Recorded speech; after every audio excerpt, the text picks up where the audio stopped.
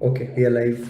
Hello, everyone, and welcome to Voice of Crypto's next session. And we have Marcus and James today with us, and we'll be talking about FCA regulations. And we have been hearing a lot about the new FCA regulations around cryptocurrency, what brands should do, what influencers should do. We'll talk about everything. So, welcome, Marcus and James here. Hi, great Great, speaking. fantastic to be here. Hi all. Great. So we will start with a short introduction of Marcus, what you do, and then we'll move to James, and then we'll start the whole conversation.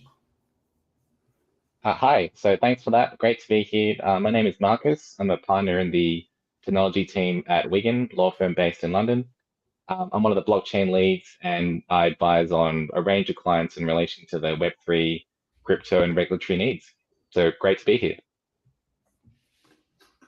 Hi, I'm James Burnie. I'm a partner at law firm Gunnar Cook, which has about 15 people now on the legal and advisory side doing just crypto, accepting payment in crypto, and currently involved with various regulators drafting their regulatory frameworks worldwide. And actually, one of the partners at Gunnar Cooks also heads up the Helford offering doing the Section 21 sign-offs, which is what I think we were talking about today. Amazing, amazing. So just to make our users understand, let's start with what FCA is. Let's break it down to simple terms. What is a role FCA plays and how traditionally it has played role and what it is currently doing here. Marcus, you want to go first? We can start with you and then move to Yeah, James. I'll do have a go at that, James, and I can chip in. Yeah, sure. So I think the first point is this does not apply to every crypto asset. This applies to qualifying crypto assets, which are those which are both fungible and transferable and unregulated tokens. Those are the big three. So NFT guys can basically turn off now and watch the sunrise and set. They're in a good position. They then apply to a direct offer financial promotion, which is a Ponzi lawyer way of saying, come and buy my tokens when directed at the general UK market.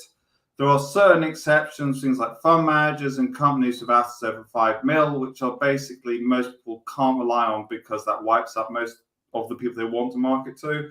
And when you're doing that, then effectively there are hoops you have to go through. And you've got various options if you want to purchase UK market. You either go through an FCA registered exchange, you either get signed off by someone authorized to do so, or effectively you go and get your own license to be able to do it effectively. And it's a way of basically crawling this thing back into the UK because crypto is doing effectively what hedge funds did about 30 years ago, where everyone goes, I don't care about the UK, I'm going to go off abroad and send to UK from abroad. And then to close that loophole so people can't just skip the UK system, they bring this down effectively to capture on the way in. And just to add to that, I think these new rules have really caught a large chunk of the industry off guard. It does represent a significant expansion of territorial rules that traditionally, in say with other aspects, if you operated a crypto asset business outside of the UK and you didn't target UK individuals, then you might not have to then consider registration or having to get authorization or to be doing a deal with someone authorized locally. So these rules do definitely have or represent an extension of the territorial scope of rules regarding the promotion of crypto assets. And the other thing I think that's caught many players off guard here is just the breadth of what's considered to be a promotion and what is considered to be an invitation or an inducement that's therefore within scope of this. It's good news that, for example, tokens which are not fungible are not in scope. So as James said, the NFT guys can switch off, but we're seeing all different types of tokens being introduced every day, and so there may well be NFTs, for example, that wrap fungible tokens within it. There may be some instances where they also need to pay attention as well. So it's caught off people off guard in terms of the scope. It's also caught people off guard in terms of, I guess, the way in which different ecosystem participants have been approaching their regulatory posture so far. So before, if you were not, for example, engaged directly in an exchange or a custodial wallet service, you didn't have to consider, for example, registration here in the UK. But if you are now dealing with, let's say, a third party is doing that with you as part of your solution, depending on the nature or the scope of what you're saying about the service, you may well find yourself also having to consider the impacts of the new financial promotions regime. So there's a number of ways in which the scope of this is broader than quite a few people anticipated. Correct. So you mean to say that NFTs are not a part of this. So NFTs, whatever somebody is doing, they can do it as it is. This law is not touching NFT owners, NFT founders, NFT buyers as of now. Is that what you mean, Marcus and James? Yes, but then we've got the multi-million-dollar question of what's an NFT. So, in short answer is yes, and that's why most NFT guys then close off and go home. But if you take the £20 note, every £20 note has a numeric value. But the new £20 notes were brought into circulation. 007 as the 7 group of £20 notes got a particular additional collector's value because people like James Bond, they want a 007. If you go to general guy in the street, they will tell you that all £20 notes are identical and therefore they're all fungible. Flip side, if you're talking about Bored Ape Yacht Club, the golden monkey, there is only one golden monkey, we're safe. But monkey with glasses versus monkey without glasses versus monkey with hat, are they really that distinct or are they actually fungible? Now, most of us at this point are running away and just going to an NFT because it's a platform or something like that and they're giving up the will. And that seems to be where the regulators seem to be happy for the moment. But that doesn't mean that that's necessarily the way they're going to do it. So short answer is NFT A-OK. Long answer, let's hope people don't think too hard about this for the moment.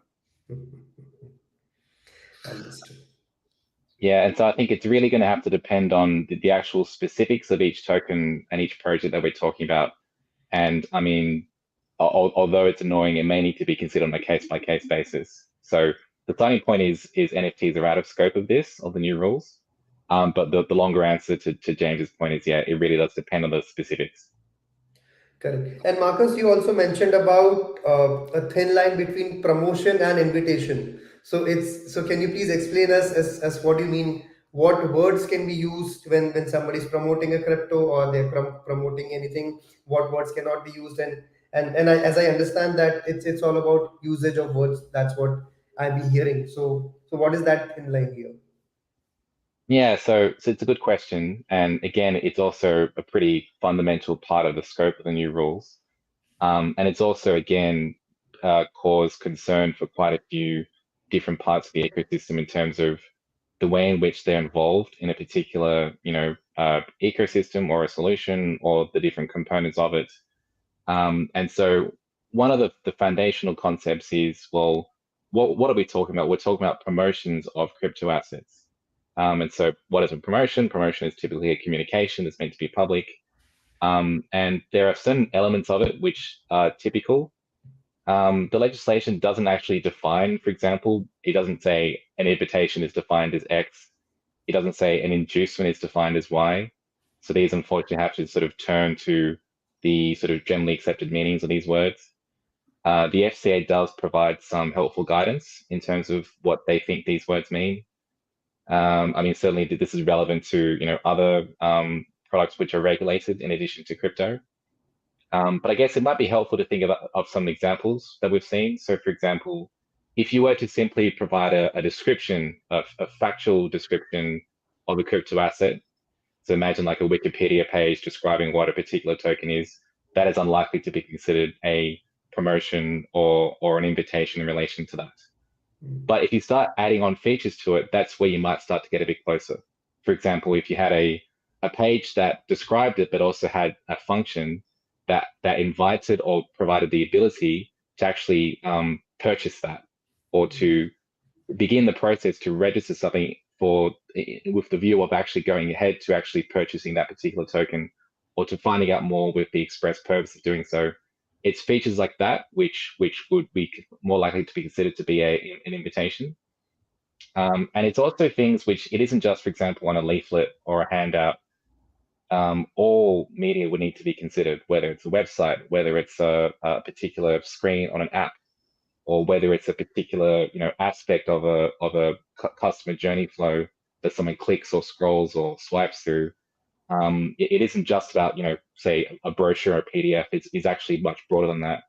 and all of those factors would need to be taken into account into considering whether or not a particular, a bit of text or media or image or a graphic or a item there is considered to have that sort of quality of persuasion or function that has the purpose of trying to invite or induce or to move along that process of, acquiring or I guess getting towards those regulated aspects of crypto assets. I mean, my final question is, why are you doing what you're doing?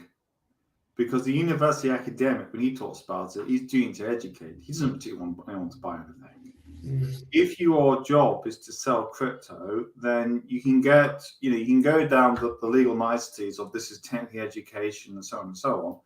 But at some point, you're trying to sell someone a crypto asset. At that point, you're going to get caught. And that's why sometimes it's worth taking a holistic macro view of the whole thing. At the end of the day, you are a trader and you're trying to sell stuff. Then you're likely to get caught at some point when you sell your stuff. Otherwise, why are you bothering to do any of this? Whereas if you're kind of an academic, then you don't care, if you see what I mean, because the whole purpose of you is to educate. You're not trying to sell anyone anything. So I do think, rather than getting bogged down in step by step, I tend to kind of broad brush macro view here, because if at the end of the day, the only reason you're doing is to sell something, I think you've got your answer. At the end of the day, what you're trying to do is teach people about crypto. You're not trying to sell anything. Then I think you've got the other answer. Understood. And while we are talking about this, let's also talk about three pillars which usually work in the whole buying cycle. One is there's a brand, maybe let's say it's an exchange. Then the second would be either an influencer or a media outlet, and the third one is a buyer. So whose responsibility is to do the due diligence? Is it the influencer who's promoting these brands, or is it the brand? And how do we differentiate between these two as well? So I would love to hear both your thoughts on this point. Who's responsible for something? And I'm sure we've heard a lot of Web3 influencers stories of pumping and dumping. So who should be responsible in this situation here? So this is horrible, because what you walk into is the act of doing the financial promotion, the act of inviting them to buy. The entity which is doing the selling, if it's not doing that, is committing a criminal offence. Now, why is that important? Well, if I suggest people go and commit a criminal offence, that in itself is a criminal offence, because it's encouraging people to go and deal with someone who commits a criminal offence. So what you've got from the FCA on LinkedIn have been specifically referring this in the context of payment services providers, which is if you go, it's not me doing the financial promotion, it's the other guy, but you support him, the act of supporting him and putting him forward to the UK market in and of itself could be a criminal offence, because you're encouraging people to go deal with someone who's committing a criminal offence. So the reason it's a criminal offence isn't sort of a dramatic bang everyone up. I mean, there is technically the ability to go to jail, but that's not the real reason they've done it.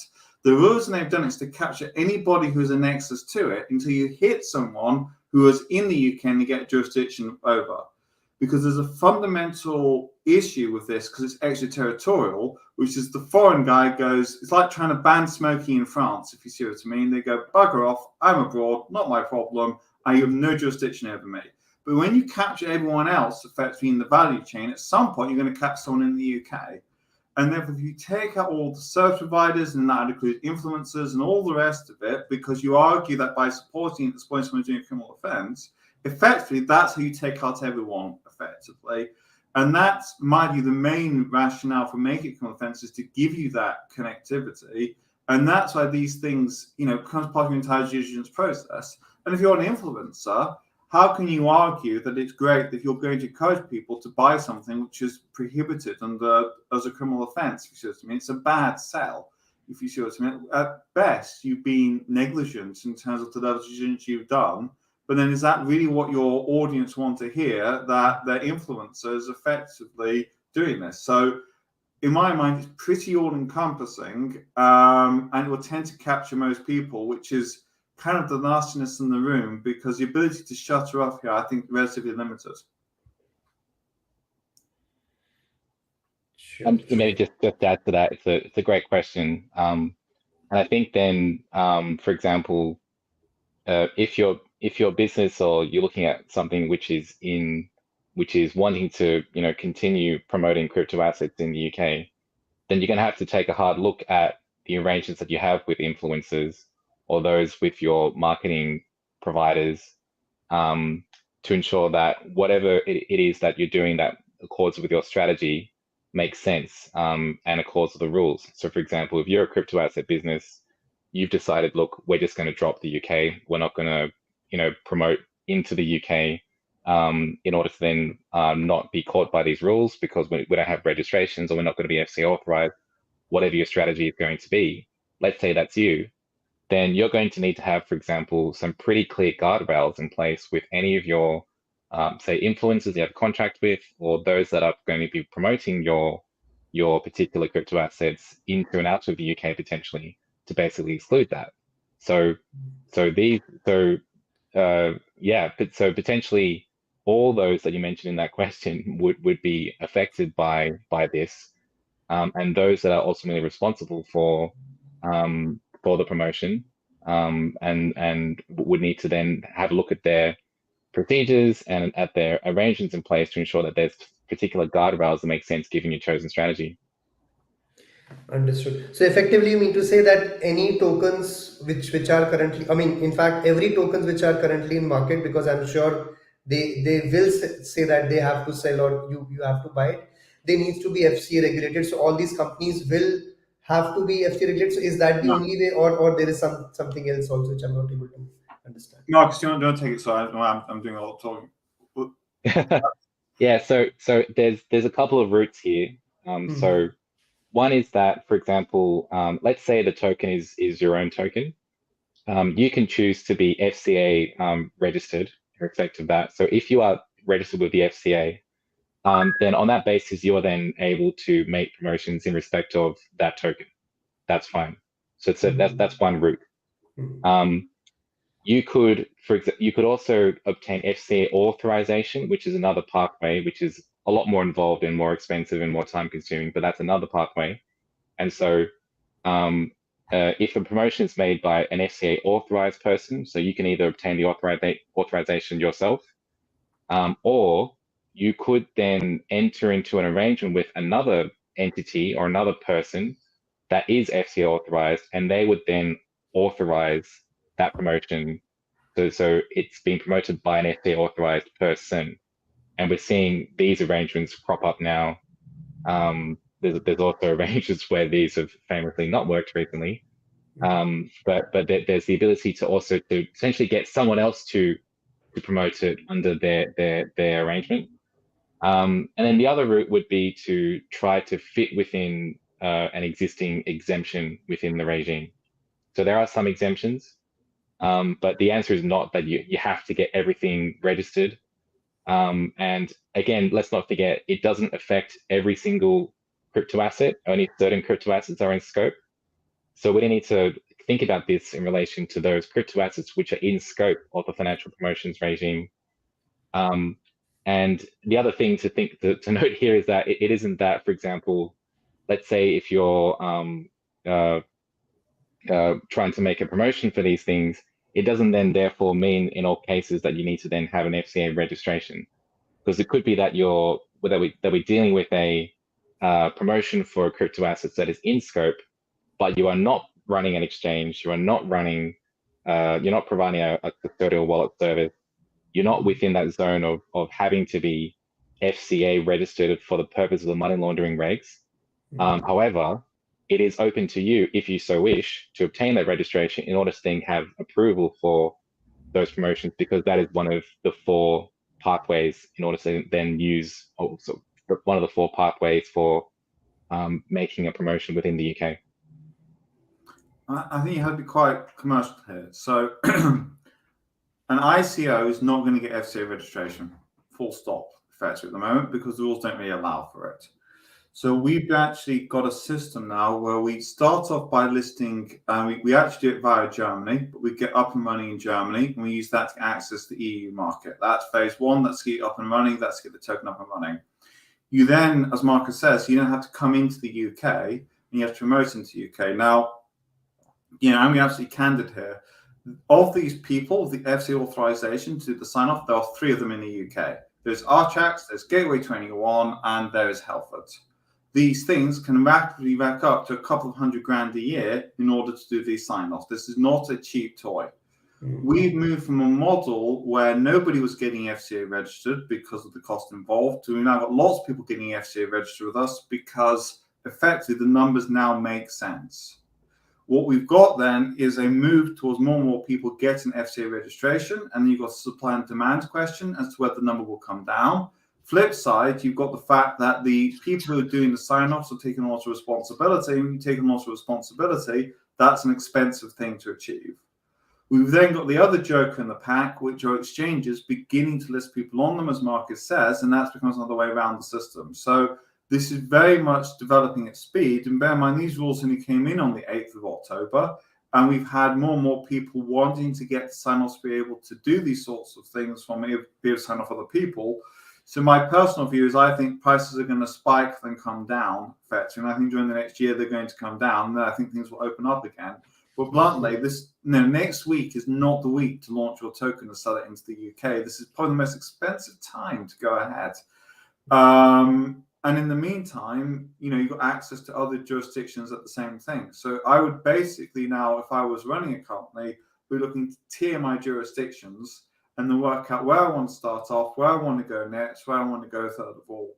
And it's all about timing. So US created the first bank, effectively, when they announced everything was security. US is offline for the foreseeable future.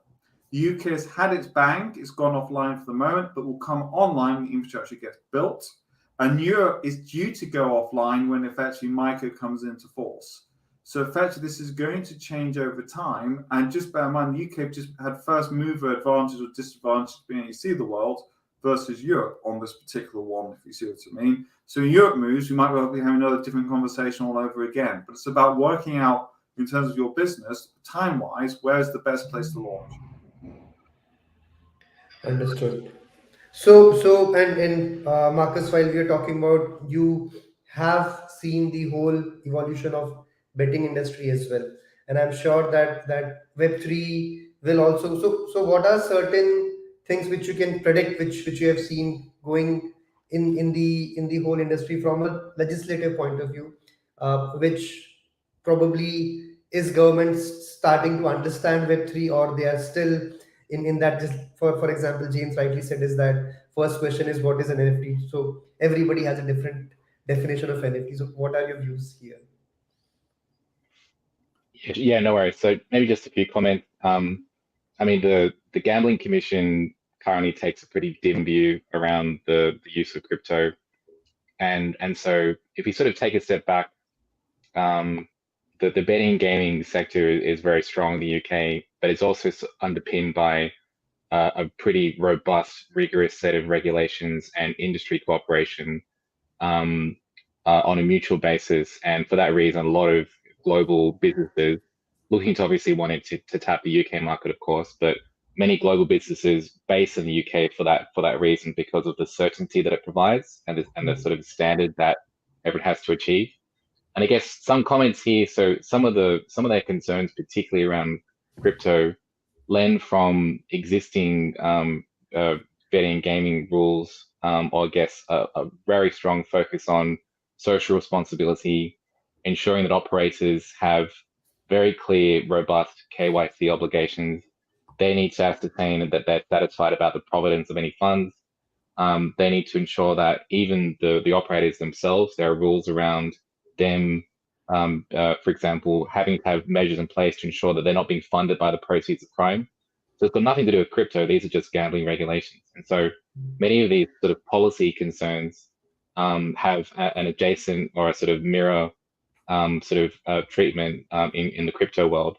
And so when the Gambling Commission's been looking at how businesses that they regulate are potentially going to be incorporating crypto into their ecosystem, whether it's ownership, whether it's allowing players to use crypto within the games themselves, whether that is operators which are being exchanges or outsourcing to third-party providers, or maybe even it's even the gambling operators themselves, creating new tokens to power a new sort of Web3 ecosystem within their own realm that gives players benefits if they hold a particular token.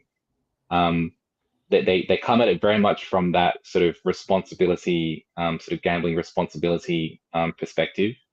The latest guidance has not said no to using crypto, but they've definitely reiterated their concerns and their risk around operators incorporating crypto into their structures, whether as ownership or whether as features of their games. But they've definitely moved from not too long ago saying no to now saying we're not saying no, but you need to be cognizant of continuing to ensure compliance and to protect against these risks that we've been very clear about for many years. We're also sadly seeing securities regulators get more and more involved in it. So in the UK, it's the FCA, which is the primary. And what you're seeing, and they're quite open about this fact, they tend to take stuff from traditional regulation of things like equity and cross-applying it over to crypto assets, tweaking it for anything specific for the crypto asset industry. So if you're looking at the UK is in the next couple of years going to start regulating stablecoins. It's going to be heavily influenced by payment services regulation for that. It's going to regulate staking, and that's going to be focused on market abuse. It's going to regulate things like investment advice. That's going to be heavily influenced by equities investment advice. We're also seeing at a more macro stage quite a lot of interesting movement. So we wrote the laws for Mauritius last year for the crypto framework with the Mauritian regulator. And we've been looking at other African countries because they tend to look at each other the same way. And we've seen Kazakhstan as recently also have been helping draft their framework. All of these regulators would like to become crypto hubs. But what they mean by a crypto hub is, in their mind, it is a regulated space which they feel brings in consumer protection, which encourages people to deal with the industry. They do not want rug pulls, they do not want scams, they do not want fraud.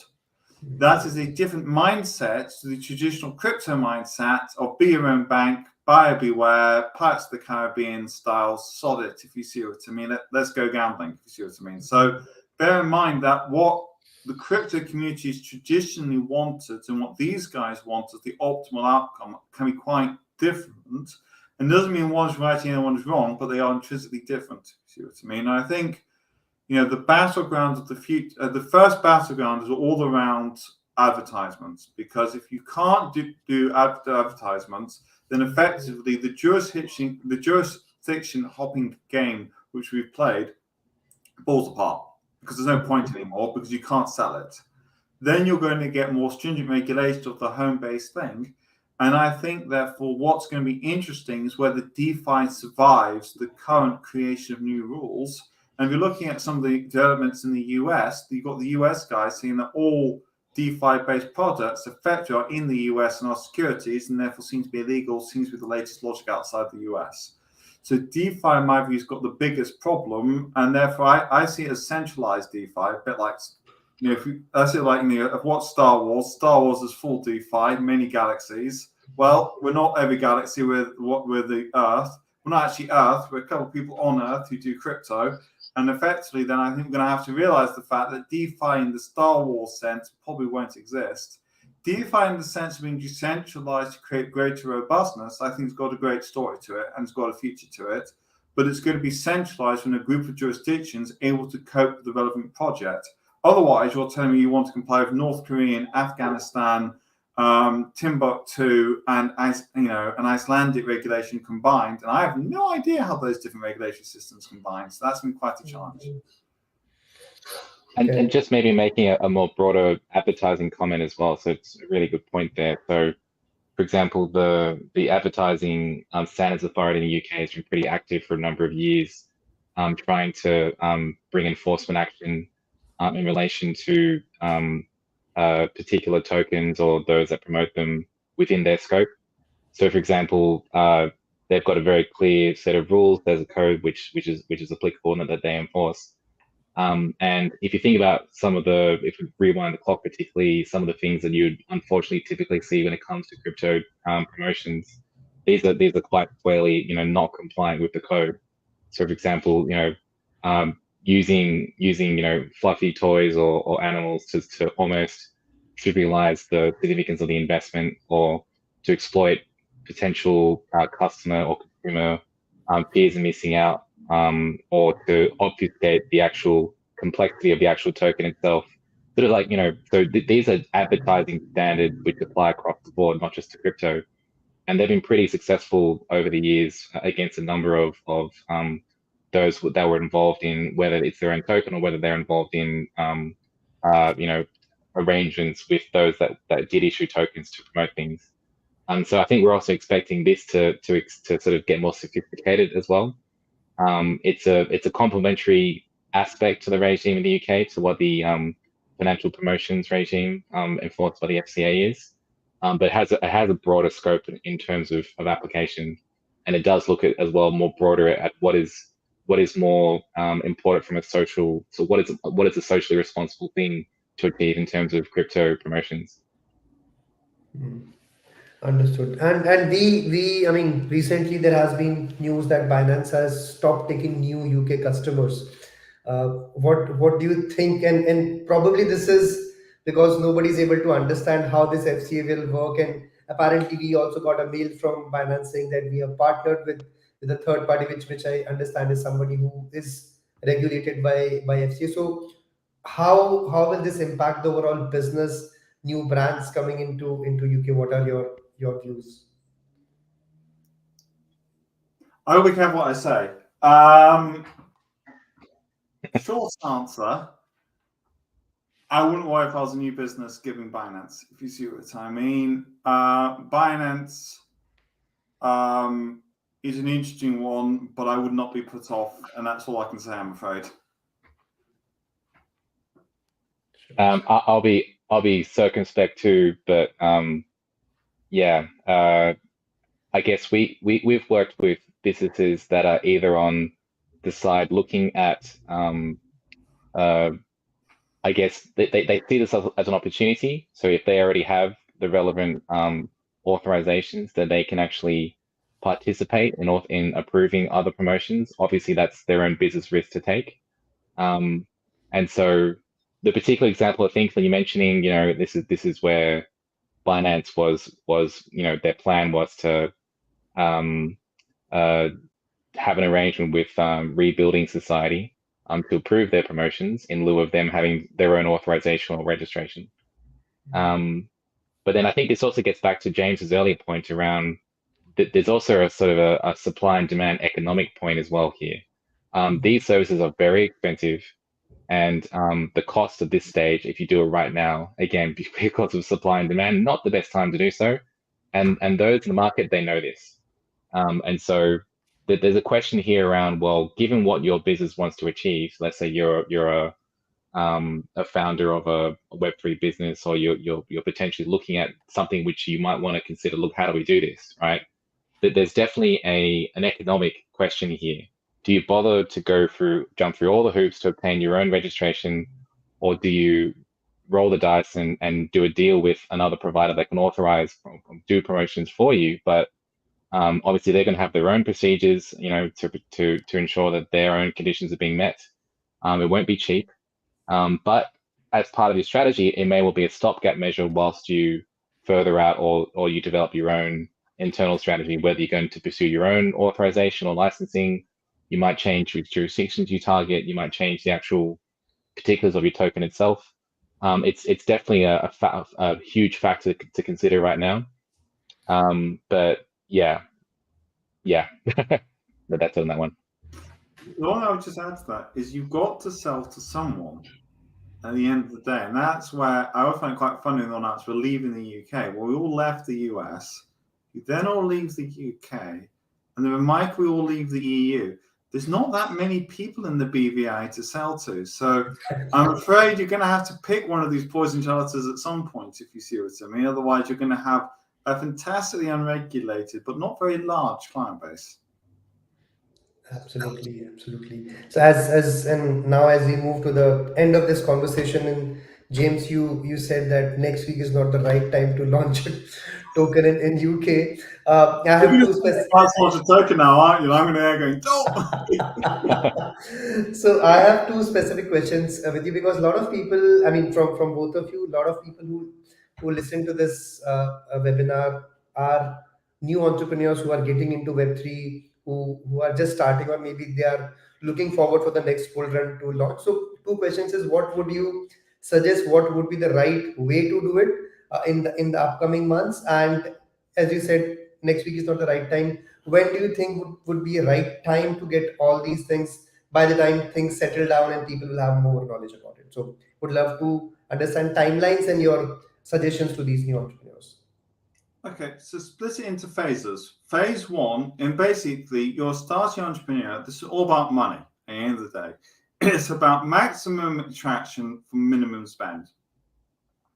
Currently, maximum attraction for minimum spend is Europe in terms of a base to sell into. There are a couple of ways into Europe. Effectively, you pick your jurisdiction. I quite like Germany because I've got a setup which is quick and slick in Germany. The other one which is popular at the moment quite often is Poland at the moment. We're seeing quite a lot of. Think about location risk. If you are next to Russia, this is not great. If Vladimir Putin decides to send his missiles the other way, so do think about that kind of thing effectively, because it will come and wreck your life if you're not careful. And to me, that's the place I would start. You can start Europe next week. That's where I go for fast, effectively. You come in and get it going, get up getting money there. You then move into phase two. Now, as a Brit who's a lawyer, I would tend to put the UK into phase two because it's the place where I physically am. It's the place that I know, if you see what I mean. And therefore, that's when I'm talking about Section 21 appeals and all the rest of it. The other phase two place to go places in Asia, effectively, because some of the Asian countries are quite keen on investing, so places like Hong Kong and that group and all the rest of it. You've got that group of countries. And then phase three are the countries that you'd like to go to, but bluntly, you can spend a lot of money and achieve nothing, of which the most prevalent, of course, is the US. I put in the phase three box. I think everyone would like to sell into the US at some point, although I do think I am currently president of the Gary Gensler Appreciation Society, because the amount of stuff coming from the US into the UK, it's fantastic, because it effectively lets us build our infrastructure while everyone flees the US for a while, if you see what I mean. But the US are up in stage three. And that's why, in my mind, you know, the ICO of today moving forwards is a staged process, effectively, where you pick a group of jurisdictions, you go for something where you get maximum bang for your buck, you then get that and use that then to fund the next bit, to fund the next bit, to fund the next bit as you grow, rather than the sort of Pirates of the Caribbean style, sods it, I'm going to do the entire world in an afternoon of awesomeness. That to me is what's dying at the moment. Sure. Marcus, your thoughts, your closing thoughts on this? So we see a lot of pitches and initial stage businesses and their business plans, and we're not just talking about ICOs, but we're also talking more generally in the Web3 ecosystem. And one thing that we notice is that a lot of players, whether it's aspirational or whether it's unfortunately maybe being naive, but they believe that whatever they're doing is not regulated, and therefore they haven't had to consider X or Y or do certain steps beforehand. And then they get a rude shock when they actually, go through the actual, you jump through the hoops, you do the analysis, you dive through, you peel off the layer and you open the tin, and you realize actually what you're actually doing could may well be regulated, or you may well actually have to consider this over here. So I think the message there is, and obviously that question compounds depending on which jurisdictions and how many of them you want to hit at one particular time, right? So I think it's really important to be fairly prudent and targeted and strategic when it comes to where you're going to start out and what you're going to do. Speak to your tax advisors. I can't begin to underscore how important that is. You want to get that sorted at the very beginning at step 1A, and then really you should allow what you're trying to achieve to then guide the structure and the legal posture and the documents and the regulatory compliance sort of plan that you have in place. And then the other thing I think the other trend I'm noticing is, which is really positive, but that we're moving slowly, but we're moving away from Wild West, where the assumption or the aspirational assumption is not to be regulated, but rather there's an increasing sophistication and acknowledgement that, yeah, we do want to comply, we do want to be properly regulated in order to then obtain that certainty and to participate in those markets that do that. And so I think having that early recognition is really important. And then just being really honest around what it is exactly that your token involves, just what exactly is your participation in that token ecosystem. It may be better sometimes to err on the side of, look, if this is regulated, then what should we do? As opposed to, look, let's just assume that it's not and continue on. So, and the ones that do better are the ones that have that sort of recognition earlier on, and then have a plan obviously in place early on to deal with that. Understood. So thank you very much, James and Marcus, for sharing your insights, and I am sure those who people who watch this thing would have learned a lot, at least got a broader idea, and people who are about to launch next week, they will listen to James and not launch their tokens next week. So thank you again for coming on this and sharing your wisdom with us. I'm actually from an undisclosed location somewhere, so they come with the pitchforks and all the rest of it. They can't find me.